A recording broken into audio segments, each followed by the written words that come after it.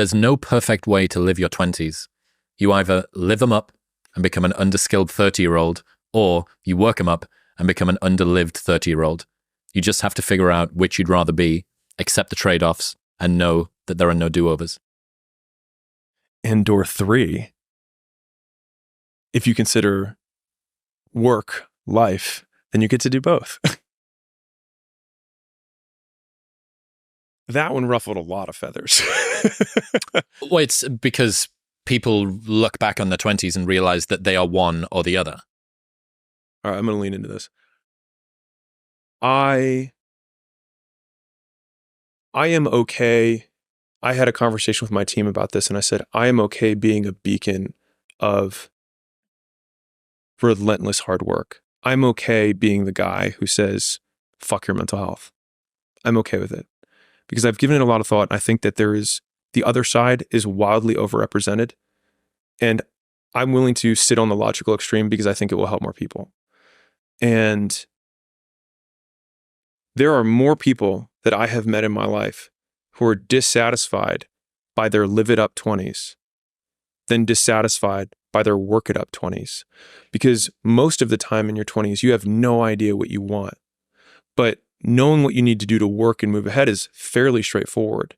And so you can take the known and make progress on the one that you have high confidence that you can make progress on. And then along the way, gain perspective on what are the things that are actually important to you in your life. And you may find out often that there are far fewer of those things than you really originally thought. Because what you thought live them up in your 20s was actually your mom and your 2 homies who are both mediocre, and you don't care about their opinion now when you're 30 anyways. But what a waste of a life it would have been to, quote, live up your mom's dream or your friend's dreams to then only get to your 30s and realize you didn't live it up and you also didn't work it up. And now you have neither.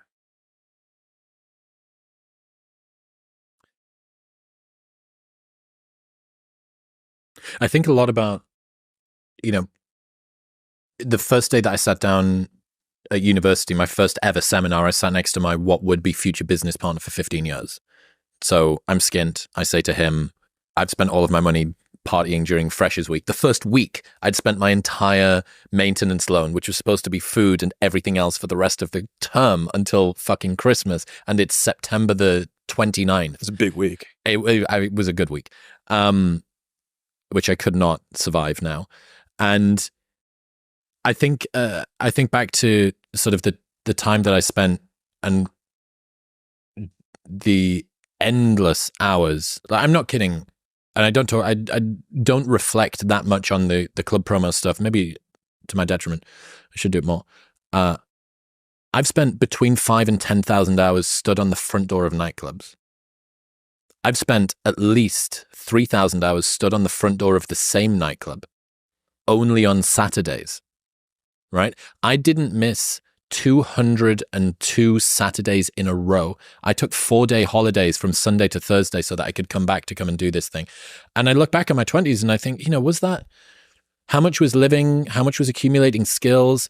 And the grass is always greener with this because in hindsight, you think, well, you imagine that you could have gone back and still accumulated all of the insights and the skills that you really value in yourself. That would have still happened, but that you would have got to maybe have more variety, or you would have maybe the fun or the whatever the thing.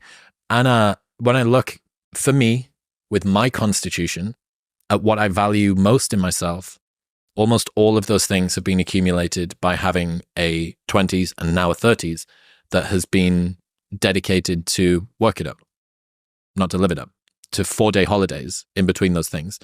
Now, remembering that now is not forever, I think is really important.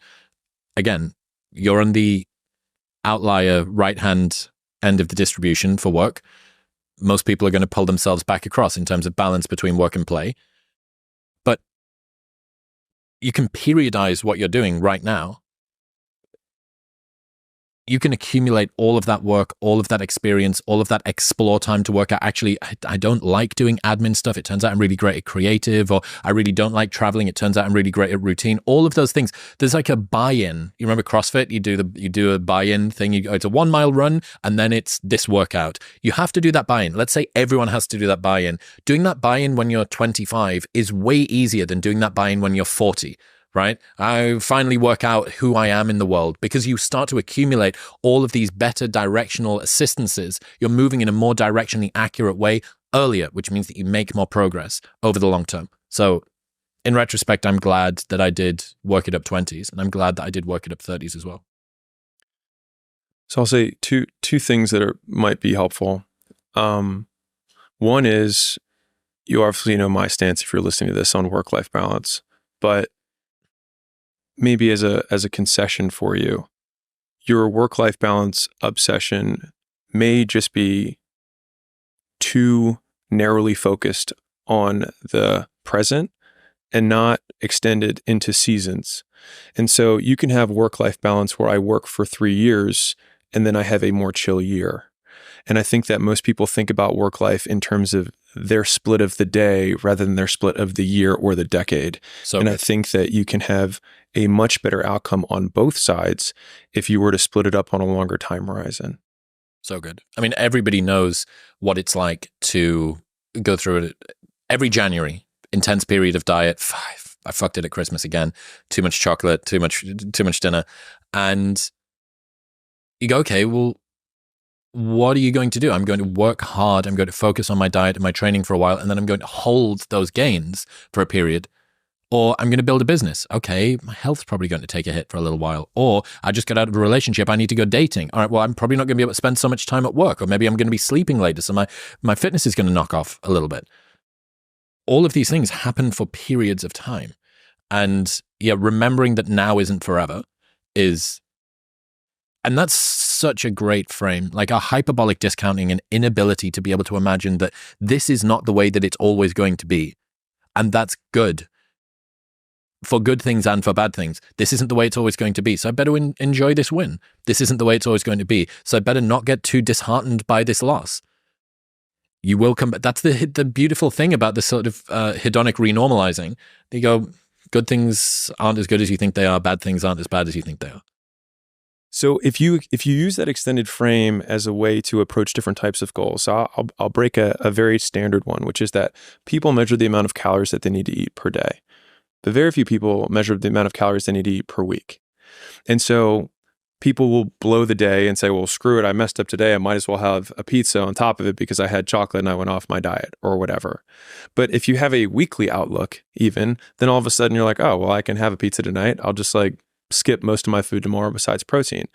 Or I'll have a wedding weekend and know that this whole week I'm going to be light. And so I have, 13,000 calories for the next 7 days that I can work my way through, which gives me a tremendous amount of flexibility. Mm-hmm. And the thing is that the further you extend the time horizon, the more flexible you can be with your achievement of it, as long as you only get the few things that matter most. And so it allows you to focus and prioritize on those few things that move the needle, rather than be overly obsessive on such a small, narrow window of time that is irrelevant anyways. So there's a coordination problem that happens when you try to balance too quickly.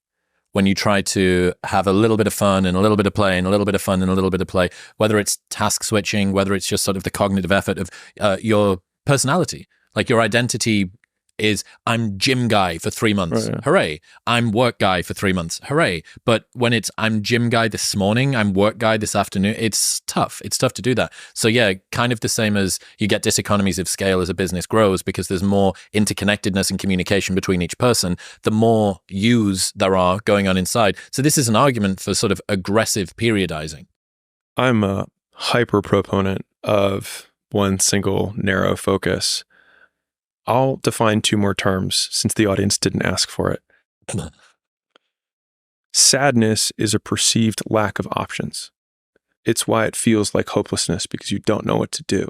You don't know what options are available. You see none, which is why it feels like there's no way out. Anxiety is many options but no priorities, which is why you feel scattered but you can't decide. They feel very different, but fundamentally, Those are the difference in the conditions that make people feel like they're anxious or they feel like they're sad. And so when we're working through what you were just talking about with, okay, I want to be gym guy and I also want to be work guy, we have many options, but a lack of priorities. And so we have anxiety over the fact that we're not making progress on any of them because we have not been able to say, this comes first. And so if we think about what priority means, it means prior. It comes before everything else. And what I think a lot of people have a hard time doing is being okay with saying no and saying, okay, I will allow myself to just not get fatter rather than get fitter during this period. And what's interesting about most skills is that the amount of effort that it takes to maintain a skill versus the amount of effort it takes to grow a skill is like 1/10 the amount of effort. And so this is where the effort arbitrage is so important in terms of allocation. And so if you do a 4 out of 10 on 10 things, you will make progress on none. You will make the same amount of progress that you could have made if you just did 1 out of 10, which is none. You just don't regress. But the extra 3 points that you save on the 9, you could put on one other item and have a 10 out of 10 or a 13 out of 10 in effort. And then after every periodized chunk of time, have a big W or win that you can look back on and say, I did that, and therefore I am.